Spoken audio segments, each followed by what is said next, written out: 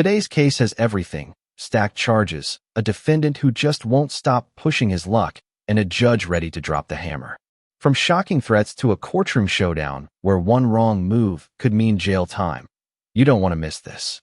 And hey, if you love intense courtroom drama, make sure to hit that subscribe button so you never miss the next case.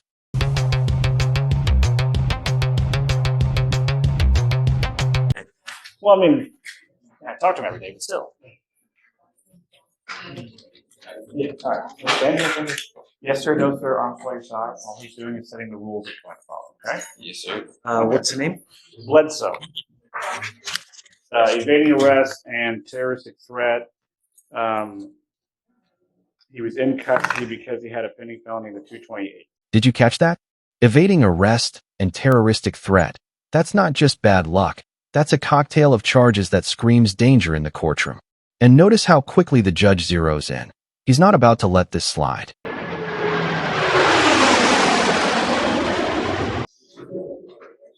So he's bonded out on all.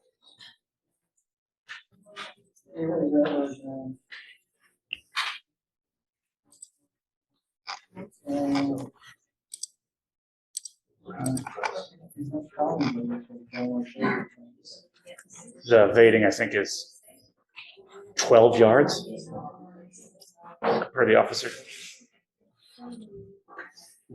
So I see that on 10/17 of 24, he picks up a felony assault. And 3 days later, he picks up a terroristic threat. And then he picks up an evading arrest. And they give him PR bonds on these cases. Is that what happened? And He bonded out since his last setting. I didn't check to see if they were PRs or not, Judge. I know that he had to pay money in felony court. yeah, it's just, I'm not down with PR bonds on this. I mean, he picks up 2 new cases if it's the same. Well, hold on a second. Let's not get ahead of ourselves. You've now. Quick pause. When the judge says PR bond, that means the defendant gets out of jail without paying cash up front. Basically a promise to return. But here's the kicker. This defendant is stacking new charges while on bond. That's like being given a second chance and using it to light another fire. Judges hate that. Picked up 2 new cases. You picked up a terroristic threat. You picked up an evading arrest. I will say our cases are the new cases. So I wouldn't call them Alright. new. They're just cases. Well, he picked up the felony, and then afterwards he picked up these 2 misdemeanors. I don't understand why he's coming here in December when he got a bond in October. How on earth is it? He was in custody, I think, on the felony. Oh, I see. Okay, then he bonded out of the right. Okay, Yeah. got it. All right. We are going to do probable cause. You have the right to remain silent. Anything you say can and will be used against you. Please, what happened? On October 19, 2024, officers dispatched to a minor crash at a residential home in Harris County, Texas. The call described a male at the location crashing his motor vehicle, then pulling a gun, and was trying to fight people at the location. When officers arrived at the location, they observed people at the location pointing at the defendant. Upon contact with the defendant, the officers introduced themselves as Houston police and told them to stop. The defendant then walked into his residence and came back out approximately 2 minutes later. The officers instructed the defendant to come towards them, but the defendant began to evade on foot from the officers a second time. The defendant ran approximately 12 yards from the officer before placing him in handcuffs. A person search on the defendant revealed he had a prior arrest and an active felony warrant. Upon contact with the complainant advised the defendant was driving up and down the street in his car and crashed. The complainant stated the defendant began to tell the complainant he was going to shoot him and kill him. The complainant advised the defendant then began to reach into his waistband and kept saying he was going to shoot him. The complainant feared for his life and felt threatened. Now here's where it gets wild. The complainant swears the defendant threatened to shoot him. But notice, no gun was ever recovered. So the charge? Not assault with a deadly weapon, but terroristic threat. Let me ask you, do you think words alone should carry that much weight in court? Comment below. Threatened by the defendant's statement. I will say, gun was never found. No charges where the gun were ever filed. They charged him with terroristic threat. They would have charged him with ag assault if the police had believed that a firearm was used. Mr. Bledsoe, let me make something perfectly clear to you. I will do everything in my power to protect my public at all costs. And I don't care if I have to make your bond $2 million.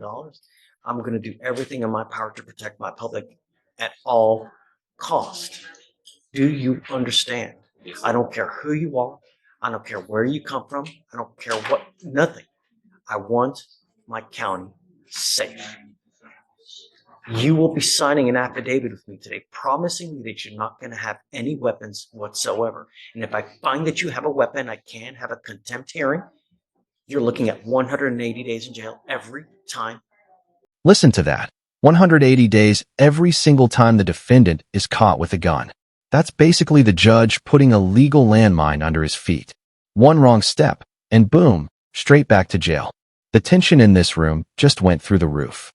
If you're caught with a gun, do you understand? I'm sending you now for a drug test. I want to know what, if anything, is going to be in your system as well. I'm ordering you not to use alcohol or illegal drugs, and I'm going to test you like crazy. Do you understand? What do you do for a living? I work for Leland Airmark Bakery. Okay. That's what you need to concentrate on. Working a lot so that your time is occupied. When you have too much time on your hands, you become self-destructive. Do you understand? Do you have? Thank you. Do you have a Texas driver license? It's a yes or it's a no. Then you're not allowed to drive. On this affidavit, you will also be promising me that you're not going to drive. Do you? Do you have a different state's driver's license? City? He asked if you have a Texas driver's license. Do you have a driver's license from any other state? No, I'm from Houston. Okay, sorry. I'm just making sure he didn't have Louisiana or something. Not drive. I am also putting on this affidavit that you're not going to drive. Do you understand?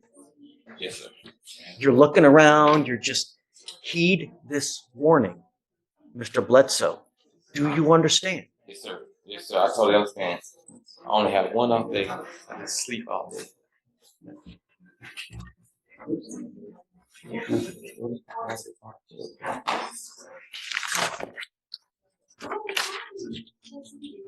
Did I hear him say that he had an objection? No, most definitely not. He was No. just asking me a question. Okay. No Just objections. don't use. Stay out of trouble. You're in enough hot water as it is. You know, the thing is, Mr. Bledsoe, is that a lot of people make very, very poor choices when they're out there in life. And sometimes that choice makes it to where you will live the next 40 years in a 6x9 box. And I'm going to tell you now, I've read have you been to prison before? Nope. I've read, I want you to hear me. I've read stuff about what happens in prison, and it had me in tears. It was as bad as could possibly. If you think of your worst nightmare, it's worse in our Texas prisons. They don't give a rat's behind about you, and you will be passed around like a proverbial doll. It's awful. Believe me, it's not worth it. Don't have a gun. Yes, sir. All right? Thank you, Judge. All right. Judge, did you have to have something referred from as well? Yeah.